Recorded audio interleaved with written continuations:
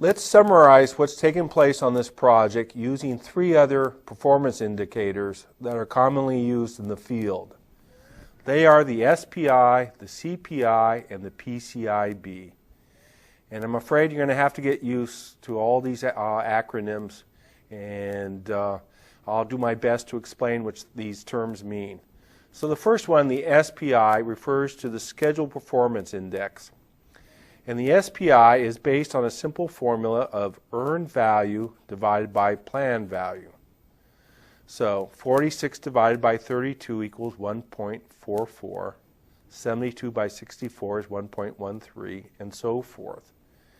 And what this means is at the end of the second period, $1.44 worth of work has been accomplished for each planned dollar spent. And so that would indicate that we're ahead of schedule.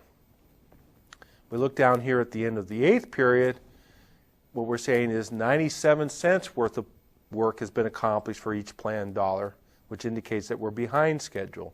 And if you remember back at the end of the eighth period, we did have a negative schedule variance. There was work that was supposed to be done that hasn't been done. Now let's look at the CPI. The formula for the CPI is earned value divided by actual costs. 46 divided by 37 is 124.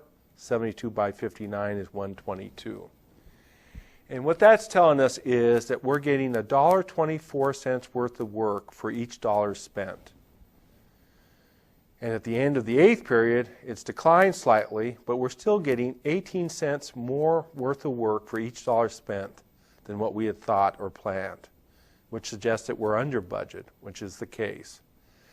And the nice thing about both of these indicators is that if you have a 1.00 score, that means you're either right on schedule if it's the SPI or right on budget in terms of the CPI.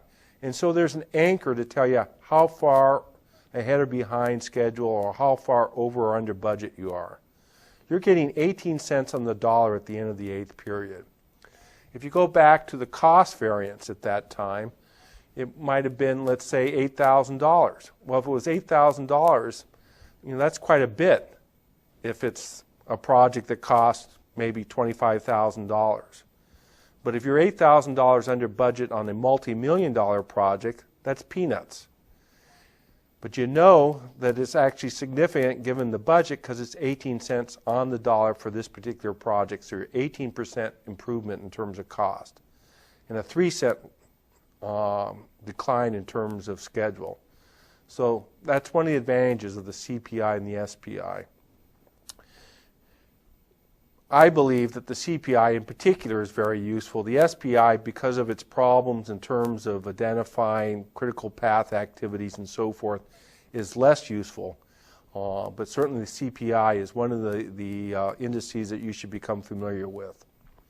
Now let's look at the third index, and that's the PCIB. This is a very good indication of how much progress that has actually taken place on this project. And the formula for this is PCIB equals earned value divided by the BAC. Now, what is the BAC? Remember, the BAC is the budgeted cost at completion. How much did we think this project was supposed to cost in total? And if you go back to your time phase baseline budget, you'll remember that the BAC in this case was $206,000. So we divide the earned value by 206, and that gives us an indication of how much progress has been made. And we see at the end of the second week, 22% has been accomplished. Moves up to 35, jumps to 59 at the end of the sixth week. And even though the project is supposed to take 12 weeks, at the end of the eighth week, we are 75% complete. So 75% of the project's done at the end of the eighth week. We're getting 18 cents more on the dollar in terms of cost, but we're 3 cents on the dollar behind schedule. So if cost is important, we're looking good. If schedule is more important than cost, then we may want to look at how we can speed things up to get back on schedule.